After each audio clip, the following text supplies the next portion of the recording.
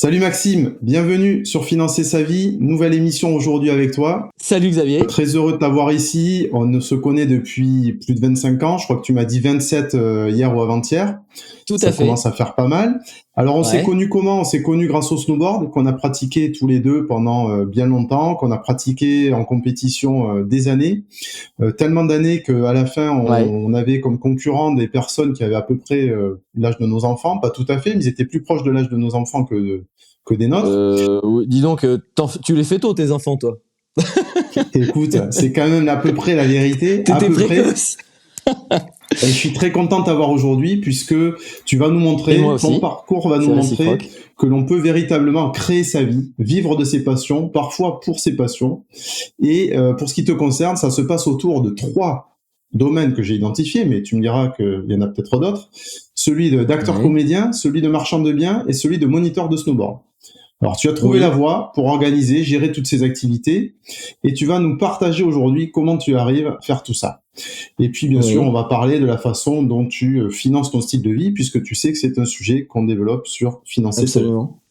D'accord. Voilà, alors écoute Maxime, on commence par ce que tu veux. Hein. Moi, je te propose de commencer pour autant par comment as-tu fait pour en arriver là? Alors, l'origine de mes choix éclectiques remonte à la scolarité. Lorsque j'étais en seconde, je me souviens très bien que déjà, bon, j'étais assez hyperactif, même si je pense que le syndrome de l'hyperactivité n'est pas une pathologie chez moi, Ok, mais un trait caractéristique de personnalité. J'ai commencé mes activités très jeune par le sport. oui, Donc j'ai commencé le hockey sur glace à 5 ans, ensuite j'ai continué par d'autres sports, l'escrime, l'athlétisme, et l'athlétisme a été un vecteur pour moi en termes de organisation personnelle et responsabilisation personnelle. C'est-à-dire que mon entraîneur d'athlétisme, oui, qui m'a coaché pendant plus de 15 ans, a été comme un second parent pour moi, puisque mes parents qui étaient très libertaires et très cool, ouais, n'étaient pas forcément derrière moi pour le travail scolaire. Donc ok, je me suis jamais, c'est vrai que j'ai jamais été un bon élève à l'école, j'ai toujours été moyen. ouais, J'ai d'ailleurs redoublé ma seconde, puisque arrivé au collège, au lycée, forcément un élève moyen, il rencontre des difficultés quand il n'est pas organisé et ouais, autonome.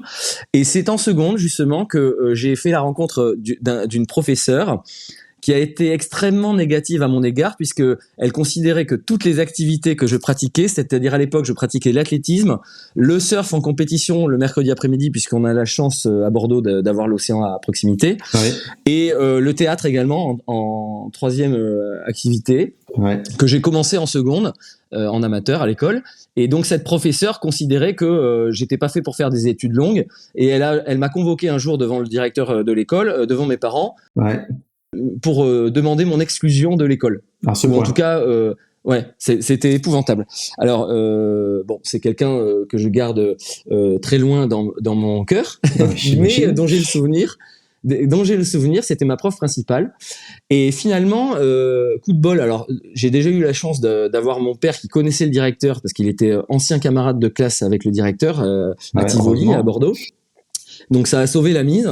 Et en plus, mes parents considéraient que d'avoir des passions à juste titre, c'était déjà un signe d'ouverture générale et Ouais, d'intérêt ouais, ouais. pour ce qui m'entoure. Voilà. Donc finalement, j'ai redoublé ma seconde et bien m'en a pris, puisque ça m'a permis de me reconcentrer un petit peu et de persévérer dans les choix que j'avais déjà initiés, c'est-à-dire la communication générale et particulièrement le théâtre, Ouais, et les sports, puisque tout cela m'a amené comme tu le sais, à concourir à un mmh. niveau assez élevé en snowboard jusqu'au niveau international, et en finissant en 2011 vice-champion de France de slalom géant parallèle, qui était pour moi pas un objectif professionnel, mais qui était l'accomplissement d'une passion. Ah, tout à fait. J'aurais pu aller plus loin, mais à l'époque j'habitais à Paris, et donc je pratiquais la compétition en snowboard en étant à Paris. Donc j'étais le Jean-Claude Duss du métro parisien, et C'est on vrai me que c'était un voyait peu errer dingue. tous Ouais. les vendredis avec mon matériel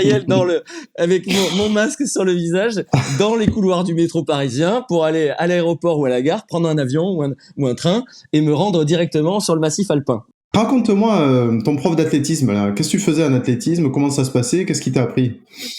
Alors l'athlétisme, une rigueur à prendre, puisque c'est comme tous les sports et toutes les activités, on va dire artistiques, c'est-à-dire que si on ne travaille pas et si on ne s'entraîne pas, on ne peut pas arriver à avoir des résultats. Ouais.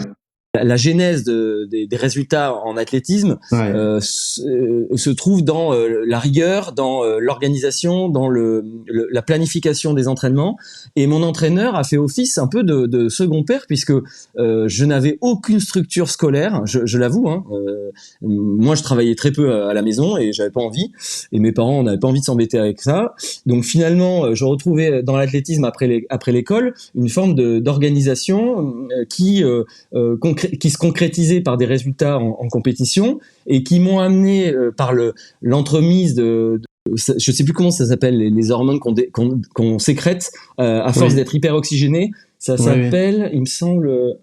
Non, mais c'est important parce que si tu veux, cette énergie-là que je tirais de l'entraînement d'athlétisme et de l'hyperoxygénation m'apportait une nouvelle énergie a posteriori qui me permettait de faire plein de choses. Quand on s'est rencontrés, toi aussi, t'étais sportif, on avait ce même schéma de vie. C'est vrai, oui. L'un sans l'autre, ça aurait été compliqué. Et j'ai retrouvé ça dans le yoga bien plus tard, parce que je me suis mis au yoga il y a 6 ans, et j'ai trouvé dans le yoga une forme de production d'énergie qui est incroyable. Qui te permet d'avoir une énergie vraiment secondaire, résultante de l'exercice du yoga, et tout ça pour moi est un vecteur d'activité, quoi. Je veux dire, c'est ce qui fait partie de mon équilibre. Donc sans le sport, t'aurais pas pu faire tout le reste, hein, c'est ça que tu m'as dit. Ah, certainement. Je pense que le sport et c'est ma drogue. Je peux le dire, hein, je l'ai toujours dit. Ma drogue, c'est le sport. Voilà. Alors, à partir de là, donc, il a fallu. Je vais partir dans beaucoup de sens. Et après, tu m'arrêteras. Mais lorsque tu as énuméré les passions que j'avais au début, il y a une quatrième passion qui s'est insérée dans ma vie, qui était une passion qui me permettait de me rendre autonome financièrement. Alors après avoir fait des petits boulots d'homme de ménage dans les résidences de vacances au Cap Ferré tu as fait ça ou de serveur. Ouais, j'ai fait homme de ménage. J'ai travaillé d'ailleurs chez beaucoup de célébrités. Je tairai les noms, mais je connais je connais les pièces intimes de beaucoup de célébrités. J'ai jamais fait Pierre Palmade, heureusement, mais il y fréquente le Cap Ferré, je le dis quand même. Et bref, petite parenthèse. Et j'ai été aussi serveur dans des restaurants. Et en fait, si tu veux, j'ai vu que ces activités-là, qui étaient lucratives en soi, demandaient beaucoup d'investissement dans le temps. Et donc ne me laissaient pas la liberté de faire autre chose à côté, puisque bon, d'une part j'étais crevé après, et d'autre part je gagnais le SMIC et basta. Donc à un moment donné, quand j'ai été étudiant, j'avais déjà commencé à l'âge de 17 ans, mais on m'a proposé un jour, et naturellement je l'ai fait parce que mon père était très mélomane, j'avais beaucoup de disques à la maison et de cassettes, et j'écoutais moi-même beaucoup de musique avec mon père, et naturellement, si tu veux, j'ai commencé à animer, à passer des musiques dans nos soirées entre copains à partir de 15-16 ans. Et à 17 ans, j'ai rencontré un DJ sur le tard qui était bordelais et qui m'a proposé de l'accompagner avec lui dans des mariages et des soirées privées. Et je me suis fait la main avec lui. Et donc à 18 ans, il m'a envoyé du travail. Donc j'avais des soirées privées, j'avais une partie du matériel qu'il me prêtait. Et je me suis fait comme ça un petit boulot de DJing, de DJ, dans les soirées privées, qui a perduré pendant 25 ans. Voire, je dis 25 ans parce que on va dire que je l'ai officialisé jusqu'à 42 ans, pardon. Mais pour tout avouer, je continue encore parfois ponctuellement. Tu t'interdis pas de le faire encore aujourd'hui. Voilà, parce que ça reste une passion. Et en fait, il y a une forme d'adrénaline. C'est le mot que je cherchais tout à l'heure en athlétisme. Cette adrénaline que tu ressens quand tu es hyper oxygéné, tu la ressens également quand tu donnes du plaisir aux gens en passant des musiques sur lesquelles tout le monde est en osmose, et tout le monde prend du plaisir à danser. Et tu vois la joie chez les gens. Et c'est un truc qui est génial. Et ça, en fait, ça m'a, renforcé. Ça m'a galvanisé, voilà, c'est le mot que je cherchais. Ça m'a galvanisé dans cette recherche permanente du plaisir chez les autres dans mes activités. Alors, c'est un point commun qu'il y a avec le métier de comédien, d'acteur, puisqu'en fait, d'une part, alors il y a une forme aussi certainement de narcissisme quand j'ai commencé ce métier, c'était parce que je recherchais de la reconnaissance, mais aussi au-delà de ça, il y a le public qui t'applaudit en fin de représentation. De représentation. Et ce public-là, en fait, c'est quelque part une forme de satisfaction personnelle. Voilà. Donc tout ça, en fait, c'est un lien avec mes activités, c'est-à-dire que l'activité de DJ, de comédien, de marchand de biens. Parce que marchand de biens, alors je l'ai fait marchand de biens, je pars un peu dans tous les sens, mais il y a marchand de biens et puis il y a qu'est-ce qu'on avait dit, le snowboard. Voilà. Ouais. Donc marchand de biens, je vais. Alors pardon Max, attends, je te coupe, mais pour revenir sur, t'as dit ok, j'étais serveur, je faisais homme de ménage, je gagnais péniblement un SMIC, et du coup j'ai fait des soirées. Alors les soirées, c'est gagner plus. Ça gagne un peu plus évidemment parce que ça demande moins de temps d'investissement sur la semaine. Par contre, ça demande beaucoup de temps d'investissement sur une durée courte, donc c'est-à-dire environ entre 19h et 24 heures d'affilée sans dormir. Donc à 20 ans je pouvais le faire sans problème, à 40 ans ça a commencé à piquer un peu, mais je m'arrangeais avec mes clients. Alors je faisais essentiellement j'ai fait 350 mariages en plus de 25 ans. J'ai fait à peu près 350 mariages. Plus de 10 par an quoi. Ben j'en faisais en moyenne une vingtaine par an. Et les premières années, quand j'avais du succès à fond, j'en faisais même 2 par week-end. Donc j'en faisais un le vendredi, un samedi. Si cet épisode vous plaît, aidez-nous à faire connaître la chaîne pour inspirer plus de personnes. Pour cela, abonnez-vous au podcast, partagez-le, laissez des commentaires ou une évaluation 5 étoiles. Vous pouvez aussi naviguer sur www.financersavie.com et devenir membre gratuitement pour accéder à du contenu exclusif. Anecdote, Max, une fois on s'était retrouvé sur une course. Oui, aux Angles, et t'avais fait un mariage la nuit d'avant.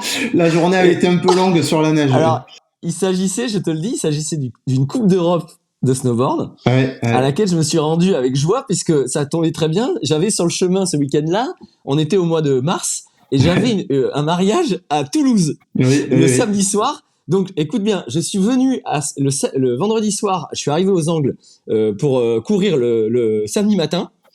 Et le samedi matin, donc le samedi après-midi après la course, je suis parti avec mon break 4x4. En plus, il neigeait. Donc j'avais la neige sur la route, j'étais en 4x4, heureusement, j'ai pas eu d'accident. Je suis parti avec tout mon matos, la boule à facettes, la table de mixage et les enceintes dans ma bagnole, avec mon snowboard, les chaussures, et je suis parti faire mon mariage, me déguiser en costume, en pingouin, le soir à Toulouse. Mariage auquel j'ai terminé à 6h du matin, je me souviens.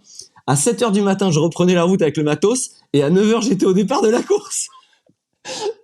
Et j'ai réussi à finir pas trop loin des premiers. C'était pas mal. Par contre, je crois que c'est le week-end où je me suis fait éliminer par cet Autrichien qui devait faire 2 mètres de haut et 2 mètres de large. J'avais le physique d'Arnold Schwarzenegger. Il était très costaud. Voilà. Donc, on revient à nos oui, moutons. donc c'était quand même, tu m'as dit, c'était éprouvant physiquement, mais financièrement, c'était quand même plus sympa. Le temps qui passait, c'était quand même plus rentable, quoi. Oui, parce que c'est plus rentable, c'est clair. Le métier de DJ, ramené au tarif horaire, c'est aussi rentable que n'importe quel métier, sauf que là, je travaille 20 heures d'affilée en un seul week-end, et donc ça me fait mieux gagner ma vie en un seul week-end, et ça me laisse le temps de faire autre chose la semaine. Donc, je l'ai fait jusqu'à être DJ résident, j'aime bien dire ça, parce que les gens se prévalent de dire résident dans un restaurant populaire de Paris. À l'époque où je travaillais à Paris, je suis parti à Paris pour faire mon métier de comédien en 2001. J'ai tout abandonné pour faire ça, et donc à ce moment-là, je suis parti à Paris. J'ai été DJ sur les Champs-Élysées au Planet Hollywood, c'est ma grande fierté. Et donc j'ai été même DJ occasionnel chez Régine le jeudi soir pour la soirée des filles. Voilà. Ça c'est propre. Quelle chance. Propre. Alors en 2001, tout ça m'a aidé. Et attends, je t'écoute. Ça m'a aidé à financer mes premières années professionnelles de comédien. C'est-à-dire que je ne gagnais pas ma vie en tant que comédien. Je suis parti à Paris à l'aventure après mes études. J'avais fait un bac plus 5. Donc j'avais fait, à l'époque, ça s'appelait Subdeco à Bordeaux, qui s'appelle Kedge maintenant. Et donc je suis parti à Paris à l'aventure après avoir tout abandonné, mais j'ai quand même eu mon diplôme. J'ai travaillé 9 mois dans la publicité en tant que chef de projet à Bordeaux. J'adorais la communication, et en fait dans la trame des questions que tu m'as envoyées, tu m'as demandé comment j'ai fait ces choix. Et en fait tous les choix que j'ai faits se sont faits par élimination plutôt que par goût en termes de choix professionnel. Ouais, alors raconte tout ça. C'est-à-dire que le métier de marchand de biens qui en a découlé est un métier qui est arrivé par nécessité plus que par volonté de le faire. Ouais. La problématique du logement à Paris et dans les grandes villes aujourd'hui en France et dans le monde on va dire occidental est un problème majeur pour tout pour tout jeune actif qui veut se lancer sur le marché du travail. Aujourd'hui, malgré les taux qui restent quand même assez bas pour emprunter, le prix de l'immobilier et du foncier est élevé. Il correspond à la loi du marché, donc à l'offre et à la demande qui s'équilibre, bien sûr, plus ou moins. Mais aujourd'hui, si tu veux, le foncier est très cher. Donc, quand j'ai été DJ à Paris, ça me permettait d'arrondir mes fins de mois et on va dire de subvenir à mes besoins. Tes besoins. Ouais. Par contre, c'était pas suffisant pour investir dans la pierre.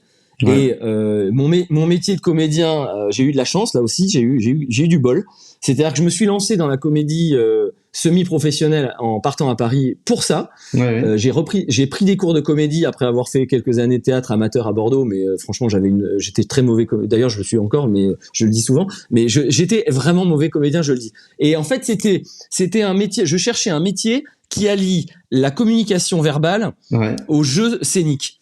Et il y avait deux métiers qui se prêtaient à ça. Il y avait le métier d'animateur de télévision ou de radio et le métier de comédien. Et le métier de comédien est un métier extrêmement difficile, très ingrat, qui demande d'avoir un réseau et du talent. Et je n'avais ni l'un ni l'autre. Et le métier d'animateur télé était plus accessible. Et c'est pour ça que je suis rentré d'abord avant de commencer à travailler professionnellement en tant que comédien. En parallèle, j'étais assistant de production à la télé. Donc j'avais réussi à dégoter un stage. Je suis un peu long, hein, mais je te dis tout. J'ai réussi à rentrer dans le milieu des intermittents du spectacle par le biais d'un stage chez France 3 Aquitaine. J'étais assistant à la communication et j'ai eu une opportunité d'être assistant de production sur une émission qui faisait des portraits de personnalités régionales. Et donc à partir de ce moment-là, j'ai découvert le statut d'intermittent du spectacle qui m'a aidé. Il faut le dire, à obtenir des indemnités ponctuelles pour suivre des cours de comédie à Paris. D'accord, ok. C'est comme ça que ça construit.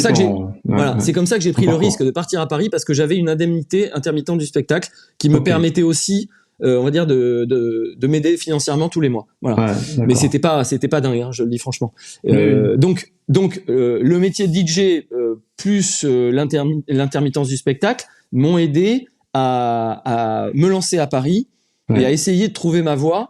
Donc j'ai pu suivre des cours de comédie et là en fait je me suis inscrit dans des agences des agents artistiques de comédiens de publicité. Donc on appelle ça des mannequins de publicité. Donc je précise, je fais 1m70, les bras levés, hein, et donc j'étais le plus petit mannequin de France sur les tournages de publicité. Donc j'étais très fier. Mais j'ai des contrats de mannequin que j'ai gardés précieusement dans mes archives pour ma retraite. Et j'ai commencé à avoir des castings de comédiens de publicité, donc en 2002, quand j'avais 22 ans, pardon. 22 ans. Et là, j'ai commencé, coup de bol, à faire de la pub. Donc ma gueule plaisait, j'avais une gueule de pub. Donc j'ai commencé à faire de la pub, et grâce à mes cachets de publicité, j'ai pu, à un moment donné, en 2005, acheter dans l'immobilier. C'est-à-dire que j'ai eu la chance de faire une publicité pour le monde entier pour une marque de voitures célèbre, de tout terrain, anglais, on va dire, c'est pour pas la citer. Et ce contrat m'a permis de me crédibiliser financièrement avec, je le dis, avec l'aval le cautionnement financier de mes parents pour prétendre à un prêt afin d'acheter dans l'immobilier ma résidence principale, donc un premier appartement. Ton premier appart à Paris. Qui m'a permis de supprimer le versement de mes loyers mensuels au bénéfice de mes mensualités d'emprunt. Et je me dis, c'est très important. J'invite tous nos auditeurs, enfin tous tes auditeurs, à prendre le risque et prendre la peine de réfléchir à deux fois, à investir dans la pierre en résidence principale plutôt que d'être locataire ad vitam aeternam. Parce que d'une part, donc ça veut dire quoi ? Tu les incites à investir tôt, dès qu'ils le peuvent, hein, c'est ça ? Le plus tôt possible, dès que dès qu'il y a des rentrées d'argent régulières, parce que moi je suis un cas atypique, j'ai jamais eu de salaire mensuel régulier. Je suis quelqu'un de je suis un électron libre. Je n'ai jamais été salarié mensuellement. C'était pas malheureusement, j'ai jamais été salarié. Donc j'ai toujours vécu avec cette peur du lendemain. Ouais, quand même. De savoir de quoi sera fait mon lendemain. Je n'ai jamais pu asseoir ma situation financière, sauf à un moment donné où, comme je te le dis, j'ai eu la chance de pouvoir avoir cette publicité qui m'a ramené des droits à l'image annuels pendant 3 ou 4 ans. Moi, tu sais, j'ai bonne mémoire, Max. T'étais pas allé à Nice tourner cette pub? Exactement. Et tu m'avais pas dit qu'il avait neigé en plus, ce qui arrive une fois tous les 300 ans à Nice? Alors, et c'est ça. Oui. Il a neigé sur les 2 ou 3 jours de tournage, il a neigé.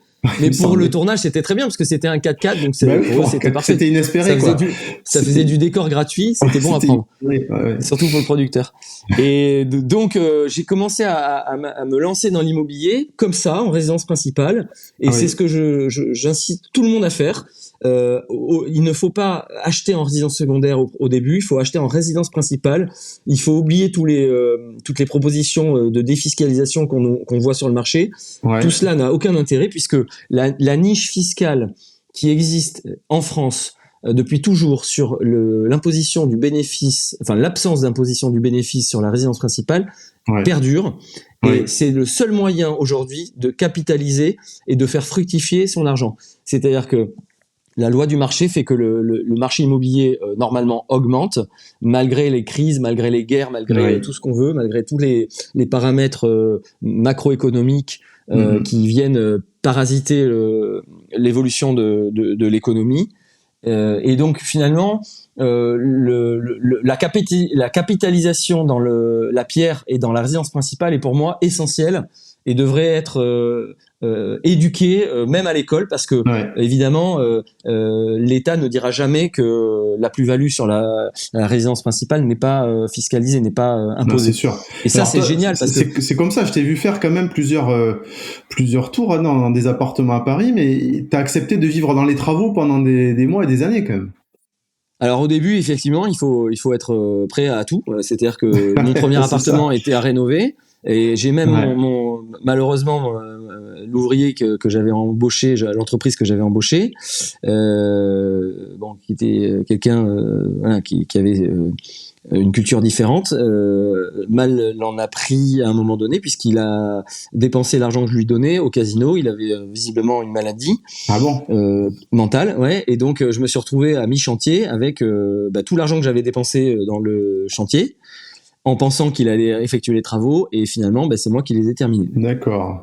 J'ai appris à me défendre juridiquement, puisqu'il a fallu que j'expose mon cas à la justice, puisque j'avais quand même un préjudice important, et que j'ai défendu à perte, puisque finalement lui n'était pas solvable, mais au moins j'ai eu une réparation morale, et finalement, comme il a été condamné, et qu'il a pris, il a reconnu son tort, il a pu finir avec moi le chantier, donc je l'ai aidé à finir le chantier.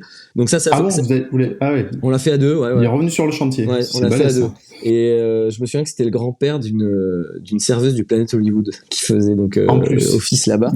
Et c'est comme ça que j'avais contractualisé le chantier avec lui. Bref, donc finalement j'ai réussi à finir l'appartement au bout de quelques mois.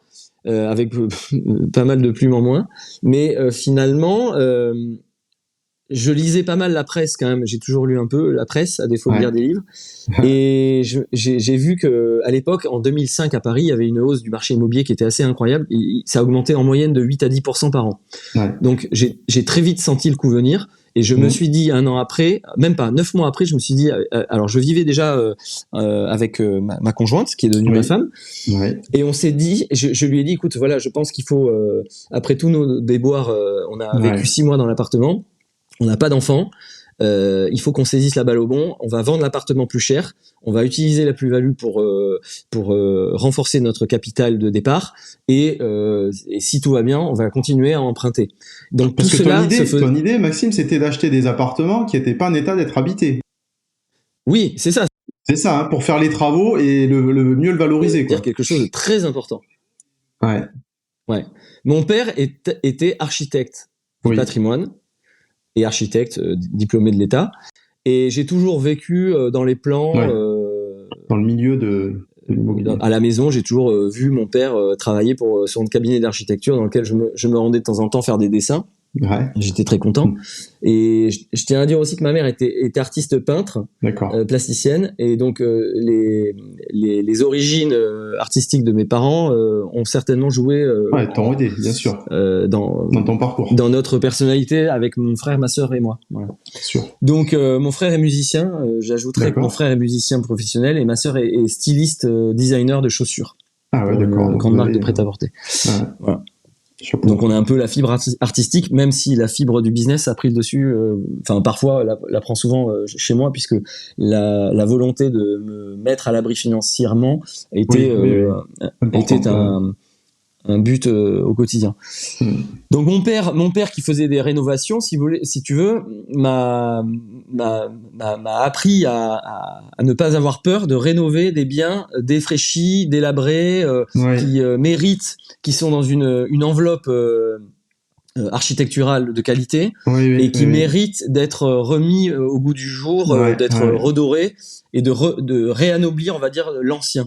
Donc j'ai toujours, c'est vrai qu'à Paris on est plutôt bien servi, on a du bâtiment haussmannien ou antérieur, et donc j'ai jamais eu peur d'investir dans des biens à rénover. Et ça c'est aussi un autre facteur, on va dire, qui est plutôt porteur en termes de plus-value, puisque la valorisation d'un bien que l'on achète à rénover engendre nécessairement une plus-value supérieure. Bien sûr. Tout frais de rénovation déduit. Voilà. Ok. Voilà, donc ça c'est une activité que j'ai développée naturellement en parallèle, puisque j'avais nécessairement besoin de me loger avec ma conjointe. Bien sûr. Et puis j'ai pris goût à rénover avec l'aide visuelle et technique de mon père. J'ai pris goût à rénover des biens pour les habiter et les revendre. Donc j'ai fait ça, j'ai dû faire ça 6 fois en 8 ans. C'est dingue. T'as changé 6 fois de résidence principale en 8 ans. Voilà, alors toute la difficulté était de réussir à combiner la mise en vente avec l'achat du suivant, le préachat du suivant et le lancement des travaux, de manière à ne pas arriver dans les travaux, évidemment. Tu as vécu dans les travaux pendant 8 ans ? Enfin, vous avez vécu dans les travaux pendant 8 ans ? Alors non, parce que j'arrivais à chaque fois à vendre au mois de juin et à emménager au mois de septembre. Donc il restait 3 mois pour pouvoir faire les travaux, sachant qu'en général au mois d'août il y a personne. C'est ça. Les ouvriers s'en vont, mais bon, ça s'est assez bien passé. Même si j'avoue que on a vécu quand même dans les chantiers. Mais bon, ça fait partie des risques, quoi. Et puis il faut en prendre et c'est pas grave. C'est pas grave. Ça fait partie de l'aventure. C'est pas très grave. Mais c'est vrai que moi, j'avais suivi ça un peu, plusieurs fois, j'étais venu à Paris te voir. Ouais. Et c'est vrai qu'à la fin, on avait des apparts qui étaient absolument sublimes et que du coup, tu pouvais valoriser. Écoute, c'est gentil. Ils ont toujours été au top, quoi. Non, mais l'idée, c'est de bien faire le travail de manière à garantir un résultat à l'acquéreur suivant. Et surtout à être heureux de tout le travail entrepris. Voilà. Et donc mon père m'a aidé techniquement à le faire pendant quelques années. Donc c'était surtout du second œuvre, c'était pas du gros œuvre, je le dis quand même, parce que le gros œuvre c'est très lourd. Oui, bien sûr. Mais à un moment donné, c'est-à-dire en 2008-2009, il y a eu la crise des subprimes. Qui a fait beaucoup de mal à l'économie française, et notamment non seulement à l'économie française, mais surtout à l'économie, on va dire, de l'image, donc tout ce qui était communication, donc tout ce qui est le 3e maillon de la chaîne économique. Et cette crise a mis un coup d'arrêt à mon travail de comédien de publicité, parce que à l'époque Nicolas Sarkozy a fait également quelque chose que je trouve absurde, puisque aujourd'hui je vois que finalement des panneaux, enfin des bandeaux publicitaires coexistent, même si c'est pas des bandeaux publicitaires, on va dire commerciaux, mais plus institutionnels. Sur France Télévisions, sur la télévision publique, il a supprimé la publicité à partir de 20h. Oui. Et là, ça a tué une partie de l'économie de l'audiovisuel. C'est-à-dire que tous les acteurs de l'audiovisuel, aussi bien des producteurs que des concepteurs, des réalisateurs, ont perdu une source de rémunération et il a fallu évidemment trouver en parallèle pour le service public d'autres sources de rémunération. Donc tout ça, à mon avis, n'était pas forcément une très bonne solution. Et moi, ça a calmé complètement l'activité d'acteur, de publicité. Même si j'ai continué à en faire, mais moins. À l'époque, je faisais entre 2002 et 2009, je faisais en moyenne 20 à 25 pubs par an. Ouais, ouais. En passant, je dis sans me vanter. Ouais. Bah, c'était pas si énorme que ça, parce que finalement, une publicité, ça se tourne en 2 jours. Donc, ça me faisait 40 jours de travail par an. Oui. Mais par contre,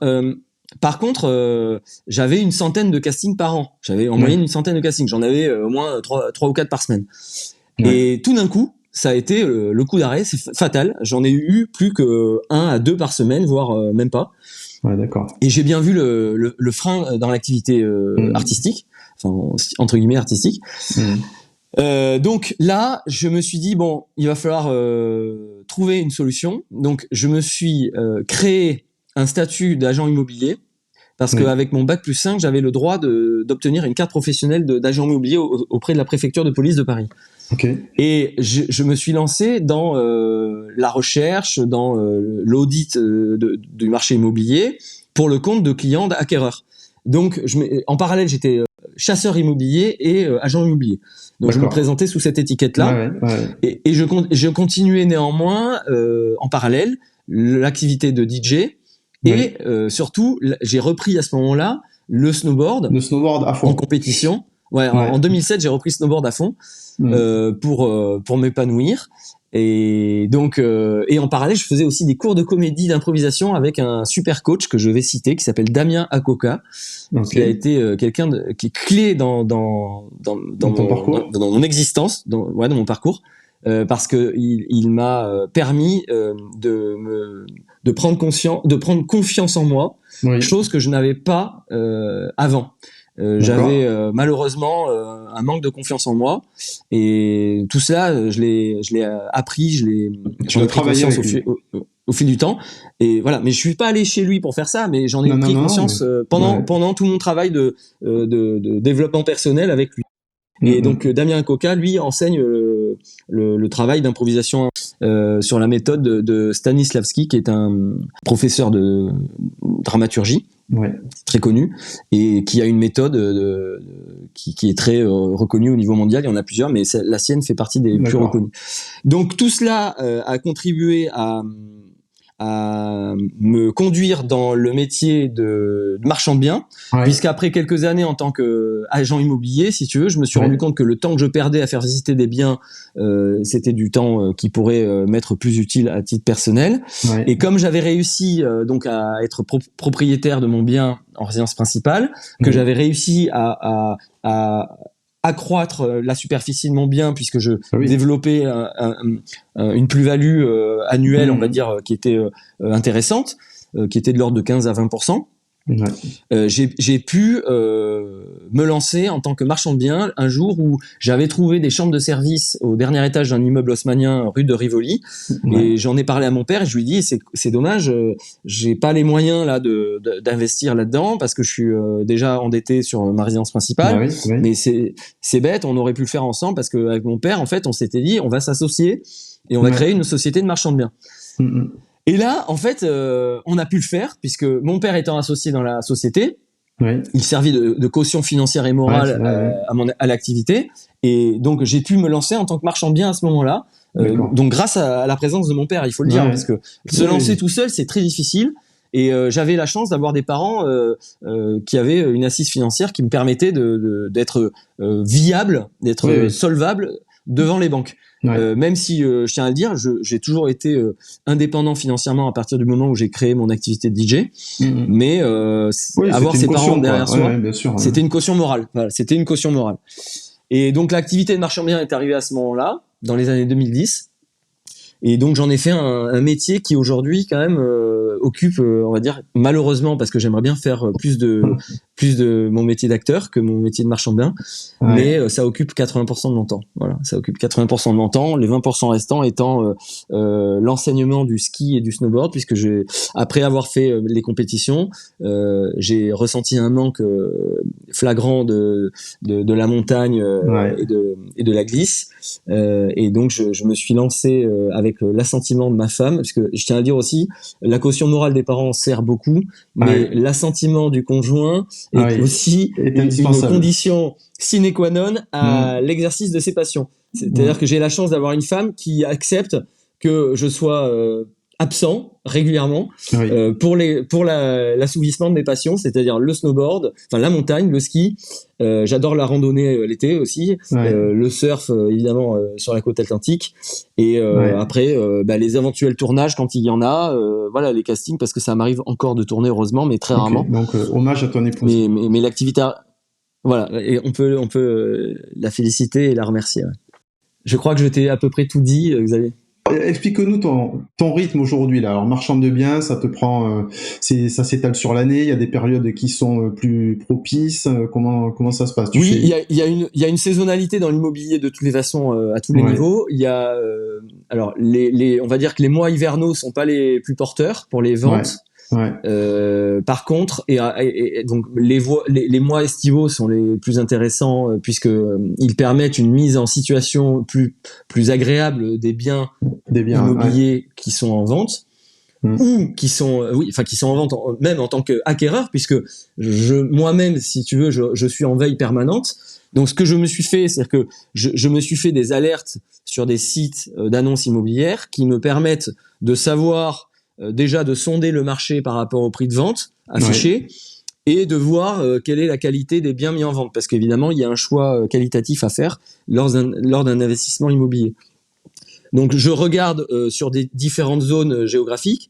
Donc j'habite à Bordeaux, mais je regarde toujours les annonces immobilières à Paris, parce que en parallèle des investissements marchands de biens, je me suis élargi à des investissements patrimoniaux, donc locatifs, dans les parkings et dans des résidences secondaires que j'ai volontairement choisi dans des lieux où j'ai un lien avec mes passions. Donc j'ai investi à la montagne. Et puis alors j'aurais voulu investir également sur la côte atlantique, mais là le marché est très cher, et je suis en train de réfléchir sur cet investissement là, sachant que le Covid a eu évidemment un impact très fort sur l'arrêt de l'activité, sur les activités que je mène, puisque comme je suis indépendant, je n'ai pas de garantie salariale et j'ai peu de couverture d'aide gouvernementale. Hormis mon activité de marchand de biens, je n'ai pas eu d'aide lorsque il y a eu le Covid. Et d'ailleurs, je m'en félicite aussi, parce que finalement, il faut aussi se démerder par soi-même. Mais ça, heureusement que l'aide gouvernementale était là pour tous ceux qui sont salariés et toutes les entreprises. Ça nous a permis de garder la tête hors de l'eau. Mais aujourd'hui, le Covid a eu une incidence réelle sur la réorientation de mes activités. Donc, par exemple, le marché parisien a stagné. Sur le marché immobilier, on va dire moyen, il a stagné et voire baissé. Sur le marché immobilier du luxe, il est en hausse permanente, parce que les investisseurs étrangers sont revenus à l'attaque, et l'argent appelle l'argent, entre guillemets. Donc finalement, il n'y a pas de crise dans l'immobilier de luxe. Mais moi, je ne me situe pas dans l'immobilier de luxe, je me situe dans l'immobilier de Monsieur Tout le Monde. Et donc j'ai réinvesti, j'ai relocalisé mes actifs sur la région bordelaise où je me trouve, ce qui me permet de gagner un peu de temps et de pas en perdre trop dans les déplacements, parce que je suis amené évidemment à me déplacer régulièrement entre Bordeaux et Paris. Et alors pourquoi tu as investi dans les parkings ? Alors tout simplement parce que le parking est un investissement qui est sain, qui est stable. Il n'y a pas de crise dans le parking, dans le stationnement, et qui est fiable en termes de rémunération locative. C'est-à-dire que j'ai eu de mauvaises expériences avec un ou deux locataires en résidence secondaire, en meublé, qui se sont mis à ne plus payer leur loyer. Ouais. Et ce n'était pas pendant le Covid, c'était avant. Ouais. Et aujourd'hui, malheureusement, les bailleurs ne sont pas aussi bien défendus que les locataires par l'État français, par la loi.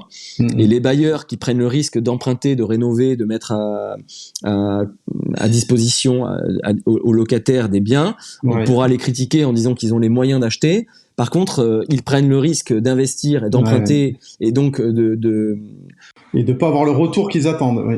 Et voilà, donc finalement, si tu veux, aujourd'hui, quand on a un locataire qui paye plus son loyer, la procédure, c'est 2 ans et demi, quoi, avant de pouvoir récupérer le bien. Si tu peux le récupérer. Donc, 2 ans et demi, c'est une perte monumentale. C'est ça. Voilà. Et le parking, lui, n'est pas exposé à ce risque-là. Peu.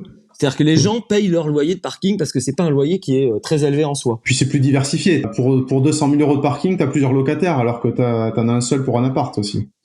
Alors 200 000 euros de parking, j'aimerais bien les avoir, mais un parking. Non, mais par exemple, je veux dire, pour un appart que t'achètes 200 000, tu vas mettre un locataire dedans. S'il paye pas, voilà. 200 000, il te rapporte rien. Si t'achètes 200 000 euros de parking, bon, tu peux espérer que sur, je sais pas, 10-15 places de parking, t'en as toujours 12 ou 13 qui vont payer. Donc ça exactement. Et le taux de rentabilité locative est équivalent, voire supérieur dans les parkings. Ouais, d'accord. Donc il est en moyenne de 4 à 10%.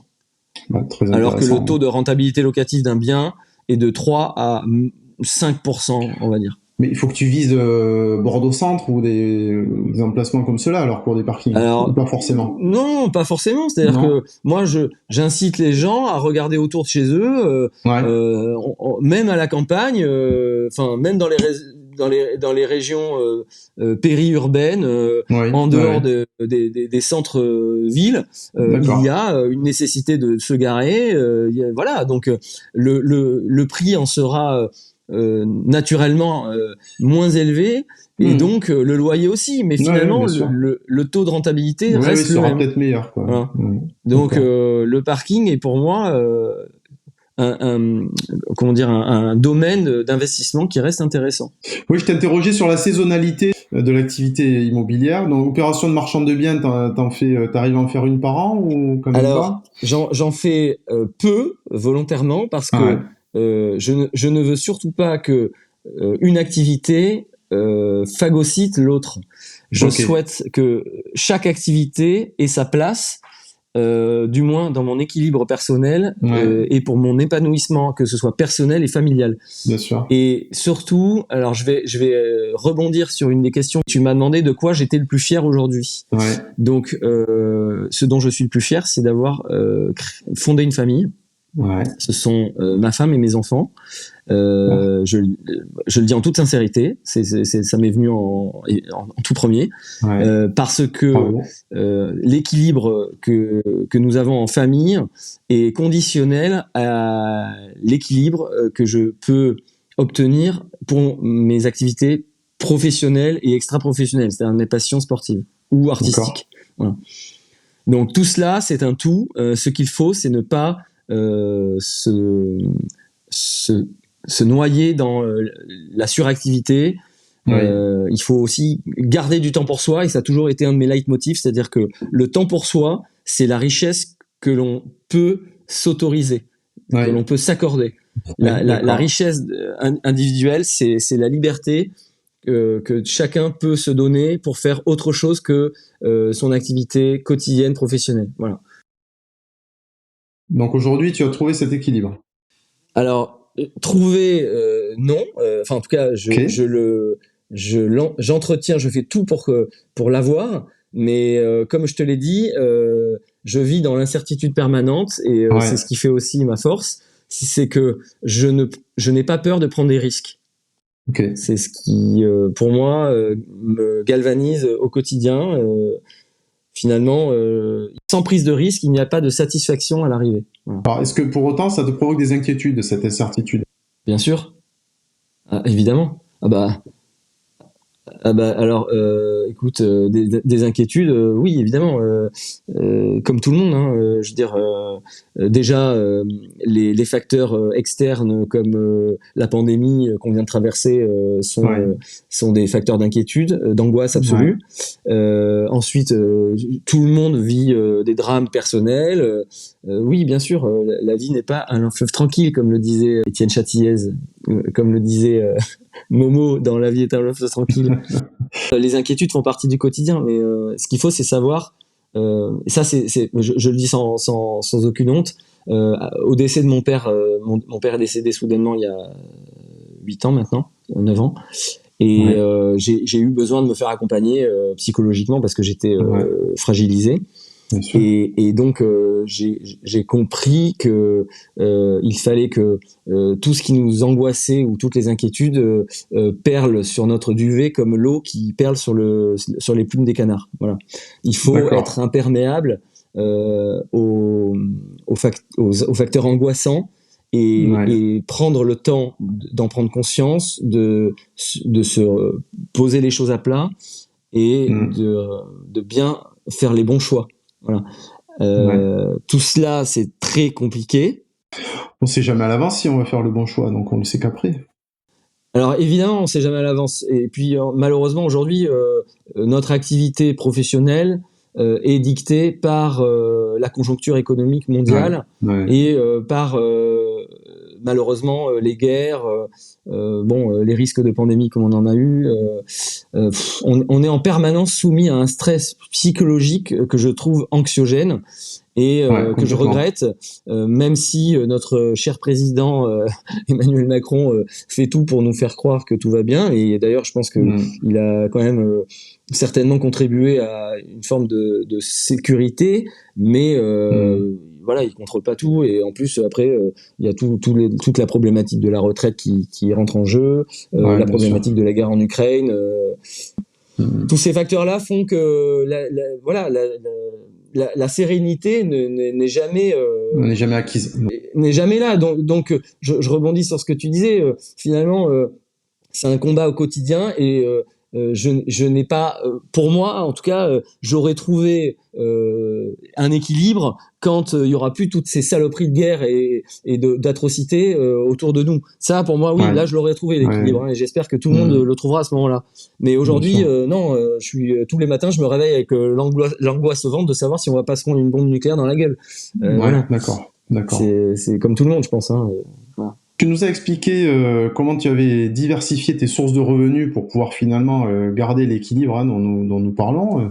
En tout cas, à la fois avoir une vie de famille épanouie, avoir des activités professionnelles qui à la fois te ramènent des revenus, mais aussi te permettent de t'épanouir, et puis des activités plus personnelles qui te permettent d'avoir quand même cet équilibre. Après, tu as des stratégies en matière de finances personnelles.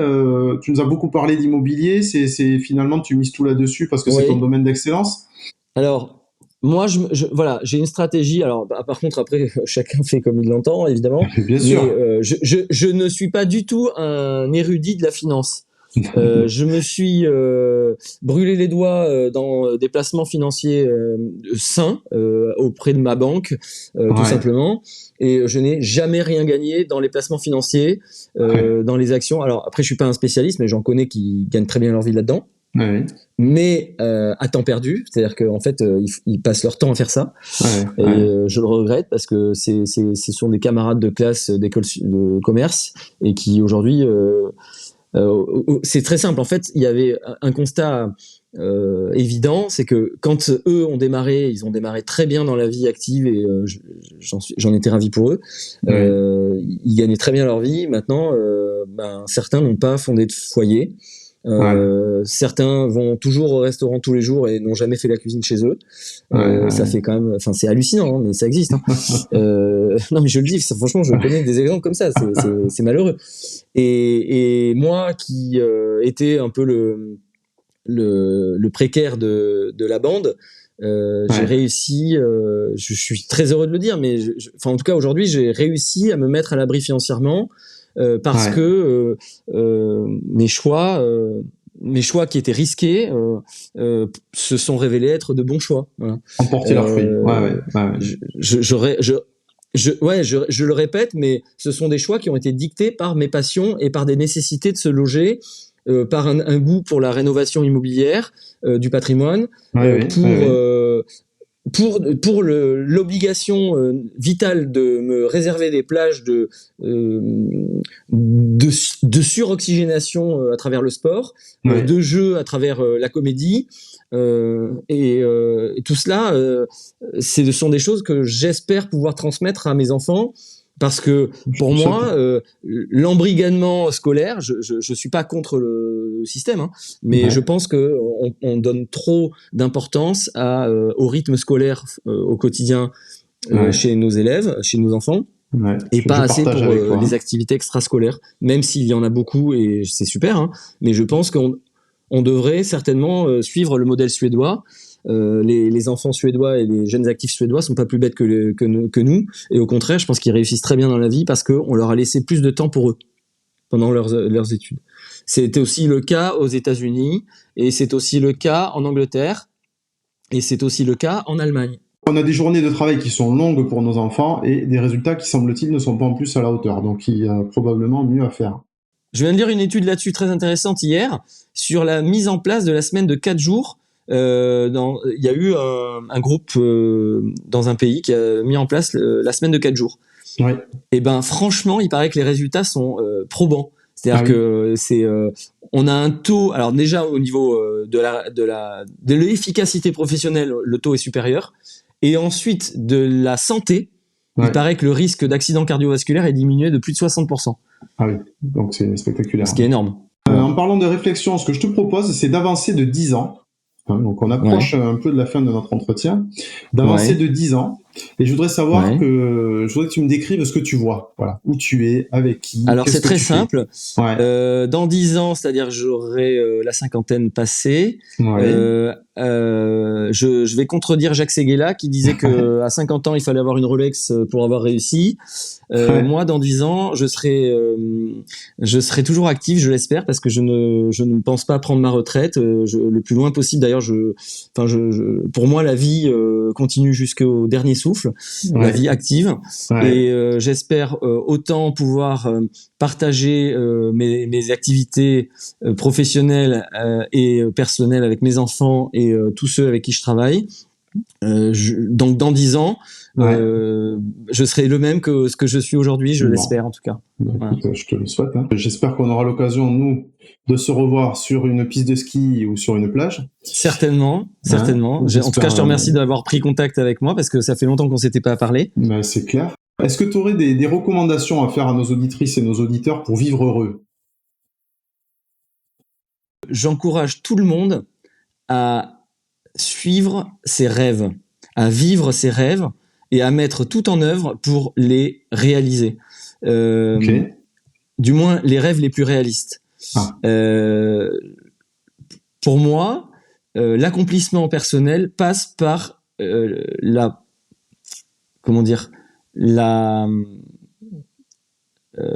persévérance du chemin vers le rêve qu'on s'est donné. D'accord. Ne pas lâcher son chemin vers ses rêves. C'est suivre ses rêves. Voilà. Je pense que nous sommes ici, non seulement la nuit nous rêvons, alors pourquoi ne pas faire en sorte que le jour soit aussi le prolongement du rêve nocturne ? Voilà. Alors souvent les gens ils poursuivent pas leurs rêves parce qu'ils ont peur de pas les atteindre. Alors qu'est-ce que tu leur dis à cela ? Finalement, notre vie est très courte et que à arriver à la quarantaine, on prend conscience que le temps passe très vite. Et qu'il nous en reste peu pour exaucer et réaliser nos envies. Donc c'est ce que je dirais à tout le monde, c'est que il faut se donner du temps pour soi et après tout suit derrière. Super, merci, j'espère que ça inspirera nos auditeurs. Est-ce que ta saison de snowboard est finie là ? Alors, ma saison montagnarde est en plein battement, je suis en pleine activité. Donc là, je suis, voilà. J'ai commencé par donner des cours dans une école de ski chez Oxygène à La Plagne cette année, en stage probatoire de fin d'examen, parce que bon, il y a tout un micmac au niveau de la formation professionnelle en France, mais ça tu le sais déjà. Je vais pas m'étendre là-dessus, mais en gros, il y a un lobby en France qui s'appelle l'ESF qui édicte les textes de loi et qui empêche les pratiquants de snowboard d'enseigner le snowboard, vivre leur passion à part entière professionnellement et d'enseigner légalement le snowboard en France. Eh bien, ce n'est pas possible. Il faut passer par un diplôme suisse ou italien ou espagnol, ou enfin en tout cas frontalier. Qui existe dans les pays voisins et qui est reconnu in fine par l'existence d'un arrêté de jurisprudence qui a été ordonné par le tribunal administratif de Grenoble il y a quelques années pour le bénéfice de candidats au diplôme de moniteur de snowboard. Et donc je suis obligé de passer par cette voie-là et je termine mon stage probatoire heureusement en France, donc dans une école chez Oxygène à La Plagne pour passer mon examen en avril. Et à cette issue, je pourrais travailler professionnellement en renfort, en vacances scolaires, comme je l'avais envisagé, pour pouvoir mettre au bénéfice aussi bien mes compétences que le plaisir que je tire de l'activité de la glisse. Voilà. Passer un diplôme de moniteur de snowboard à 40 ans passés, c'est quand même génial. C'est génial et il y a un réel besoin en plus. Ce qui est hallucinant, c'est que le paradoxe de ce système professionnel français, qui est vraiment une honte, c'est que du fait de la difficulté d'obtenir le diplôme en France pour les moniteurs de ski, puisqu'on est obligé de passer par le ski, il y a une pénurie de moniteurs. La plupart des moniteurs abandonnent en cours de formation et finalement les écoles françaises, y compris l'ESF, embauchent des moniteurs diplômés européens, donc qui ont eu un diplôme qui est différent et plus accessible, puisque plus tourné sur la pédagogie, sur la physiologie et sur la psychologie de l'enseignement et que sur la performance. Et donc aujourd'hui, finalement, le système se mord la queue, le serpent se mord la queue. Et donc voilà, donc moi j'en profite puisque on me demande de passer mon diplôme. C'est une très bonne chose en Suisse. Et je le passerai volontiers pour derrière travailler en France. Voilà. Maxime, très heureux de t'avoir eu aujourd'hui. Merci pour tout ce que tu nous as apporté. Avec plaisir. Et puis, écoute, à très bientôt. Merci Xavier, c'était un honneur. À très bientôt. Salut. Avec plaisir.